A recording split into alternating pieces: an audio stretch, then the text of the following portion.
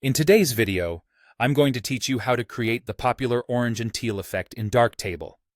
This stunning combination is often used in movies and photography to create a dramatic and captivating look, accentuating the warm and cool colors for a visually striking result. Let's start by opening your chosen photo in the darkroom view. This is the editing workspace within Darktable, where you have access to a wide range of tools. By opening the image here, you ensure you can fully manipulate its visual elements with precision. Moving on, the next thing you'll do is activate the Color Balance RGB module.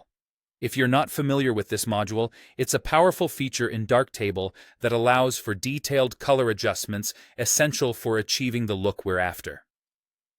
Be sure it's engaged so you can make the necessary changes to colors within your image.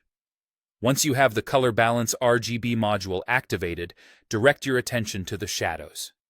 We want to give them a cool, moody feel by shifting them toward teal or blue. You'll do this by adjusting the lift sliders accordingly. These sliders control the balance of the darker tonal ranges in your image. Gently shifting these sliders can effectively introduce the teal-blue hues that form a part of our desired effect. Remember, subtlety can be key here. Small adjustments can make a significant difference. After you've adjusted the shadows, we're going to focus on the highlights. To create a contrast that's both eye-catching and cinematic, we'll shift these towards orange.